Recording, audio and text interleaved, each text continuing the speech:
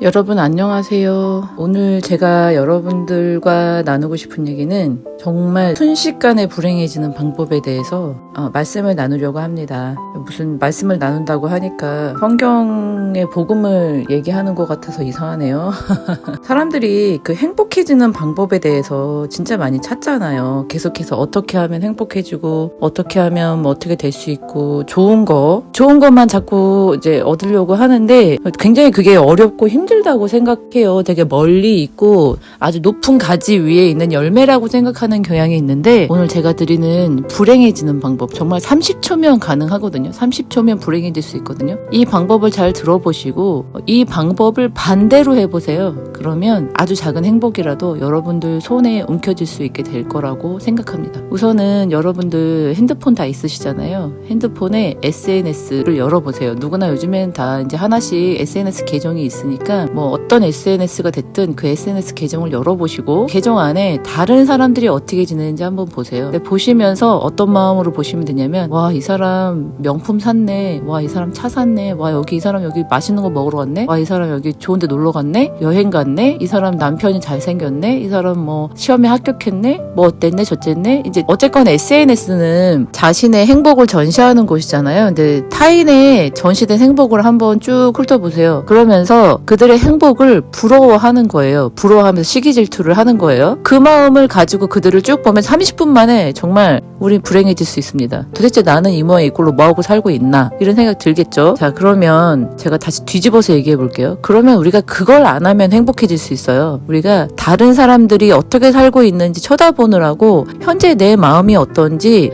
내가 원하는 게 뭔지, 나는 어떻게 살고 싶은지, 그리고 나는 오늘과 다른 내일은 어떻게 만들어가고 싶은지에 대한 관심을 안 가지면 그냥 불행해지거든요. 근데 그 반대로 아까 제가 말씀드린 것처럼 내가 어떤지, 나는 어떻게 살고 싶은지, 나는 어떤 내일을 만들고 싶은지, 지금 현재 내 마음은 어떤지, 나는 어디를 향해서 가고 싶은지, 이런 것들을 관심 있게 자기를 들여다본다면 다른 사람이랑 비교하고 신세 한탄하는 시간에 훨씬 행복해지고 생산적으로 살 수 있겠죠. 정말 어떻게 보면 SNS는 인생의 낭비라고 하잖아요. 타인의 전시된 행복을 보고 그 행복을 나와 비교하느라고 나를 불행하게 만드는 경향이 너무 많은데, 다른 사람이 외제차를 타든, 다른 사람 몇백억대 부자가 되든, 건물주가 되든, 다른 사람 아들이 딸이 뭐 서울대를 가든, 사실 그게 뭐가 그렇게 중요합니까? 그게 중요한 게 아니잖아요. 나는 어떻게 살고 싶고, 나는 앞으로 어떻게 되고 싶고, 지금 현재 나는 무엇을 해야 하고, 이걸 보는 게 중요하죠. 현재 내가 가지고 있는 것이 무엇이고, 그 가지고 있는 것을 어떻게 활용해서 나는 어떤 사람이 되고 싶고 어떤 미래를 만들고 싶은지에 대해서 관심을 가지고 그걸 더 집중한다면요, 다른 사람이 전시한 행복 따위는 크게 눈에 들어오지도 않고 내 마음을 흔들어 놓지도 않아요. 근데 나는 자꾸만, 그러니까 내가 가진 게 없고 내가 가진 게 가치 없고 다 다른 사람들 것이 더 좋아 보이고 다른 사람은 다 행복하다고 생각하니까 내가 가진 게 너무 초라하고 내가 가진 게 아무것도 가치 없는 것처럼 느껴지고 내가 너무 그런 사람으로 느껴지는 거예요, 정말. 그래서 여러분들 다른 사람이랑 비교해 보세요. 그러면 그냥 30초면 바로 그냥 불행해질 수 있습니다.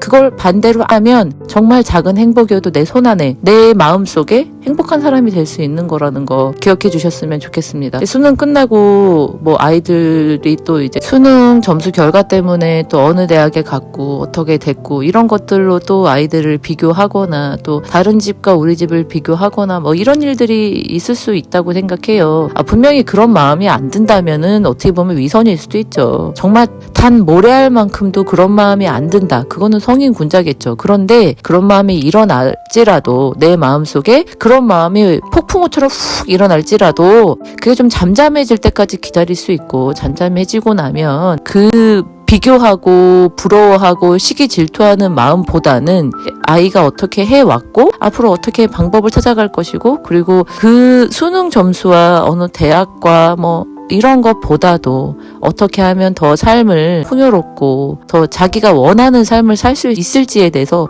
긴 안목을 가지고 아이와 계속 얘기를 나눌 수 있고, 이렇게 된다면 아이도 부모님도 모두가 수능 점수, 간 대학, 좋은 대학 못 간 거 이런 것 때문에 불행해지지는 않을 거라고 저는 생각해요. 재수할 수도 있고 삼수할 수도 있고 대학을 안 갈 수도 있고 대학을 갈 수도 있다고 생각합니다. 이 모든 거는 우리 다 알잖아요. 인생의 과정이라는 거를. 그래서 결국에는 과정을 통해 통해서 우리가 어떤 삶을, 우리가 뭐 어떤 직업을 가지는 게 우리의 목표가 될 수는 없는 거잖아요. 그 직업을 가지는 것조차도 우리가 어떤 삶을 살고 싶어서 그 직업이 가지고 싶어지는 거지, 그 직업 때문에 어떻게 살아야겠다, 어떤 직업을 가지기 위해서 내가 어떻게 살아야겠다라고 생각하는 건 아니잖아요. 그래서 우리가 무엇을 더 집중해야 되고 무엇을 좀 더 보지 않고 안 보려고 노력해야 되고, 그리고 어디에 더 우리가 시간을 투자해야 되는지에 대해서 한번 생각해 보시면 좋을 것 같습니다. 날씨가 좀 추워지는 것 같았었는데 그래도 낮에는 날씨가 좋더라고요, 요즘에. 그래서 제가 요즘에 이렇게 밖에 나가 있으면